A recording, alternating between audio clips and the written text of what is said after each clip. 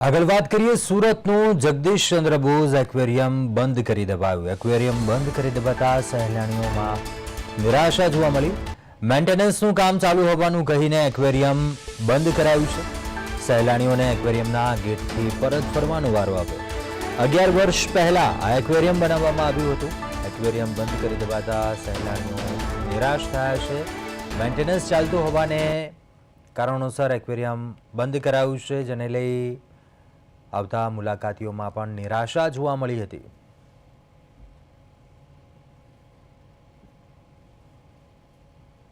સુરત શહેરના પાલ ખાતે જે રીતના દ્રશ્યો જોઈ શકાય છે અને ખાસ કરીને જે રીતે એક્વેરિયમ જે છે તે મેન્ટેનન્સ અભાવના કારણે બંધ કરવામાં આવ્યું છે અને નોટિસ પણ ફટકારી દેવામાં આવી છે. ત્યારે હજારો પ્રવાસીઓ પણ અહીં આવતા હોય છે અને જે રીતે મેન્ટેનન્સના કારણોસર બંધ છે ત્યારે અહીંના લોકો સાથે વાત કરીશું. શું આપનું નામ? સાગરસિંહ ક્યાંથી આવો છો અને શું કહેશો? કિમ અમે 35 કિલોમીટર દૂરથી આવેલા છે.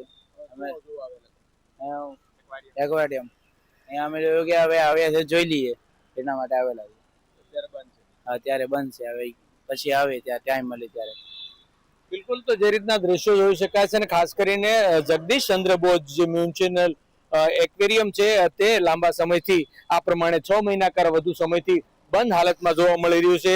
બીજી તરફ વાત કરવામાં આવે તો જે તત્કાલના ત્યારના મુખ્યમંત્રી અને હાલના વડાપ્રધાન નરેન્દ્ર મોદી દ્વારા 11 વર્ષ પહેલા અહીંના સુરતમાં અને ખાસ કરીને સુરત આસપાસના લોકો માટે આ જે એક્વેરિયમ છે તે ખુલ્લું મૂકવામાં આવ્યું હતું, પરંતુ અત્યારે જે રીતે મેન્ટેનન્સની કામગીરી ચાલુ હોવાનું બહાર બેનર મારી અને જે પ્રકારે બંધ કરી દેવામાં આવ્યું છે ત્યારે આ રીતે જોઈ શકાય છે તે મુજબના દ્રશ્યો.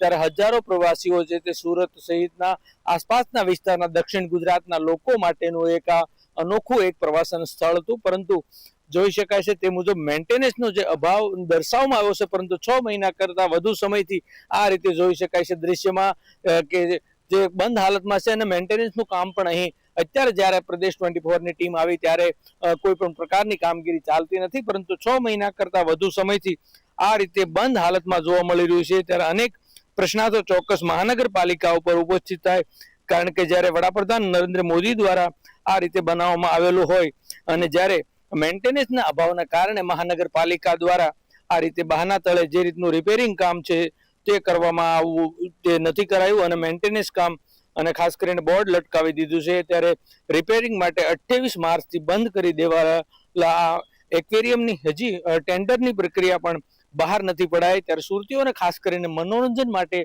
જે પ્રકારે જોઈ શકાય છે કે એક આહલાદક નજારો છે અને હજારો પ્રવાસીઓ સુરત જ નહીં પરંતુ દક્ષિણ ગુજરાતમાંથી આવતા હોય છે અને જે રીતના દ્રશ્યો ખાસ કરીને લોકાર્પણની પણ આપણે તસવીર સીધી જોઈ શકીએ છીએ.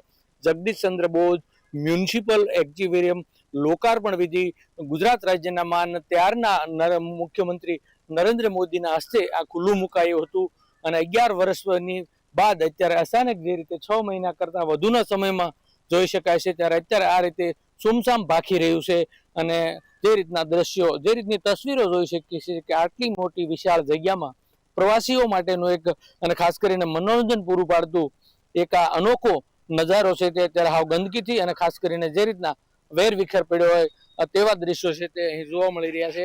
ત્યારે હવે સુરતીઓને ખાસ કરીને પ્રવાસીઓની માંગ છે કે આ વહેલી તકે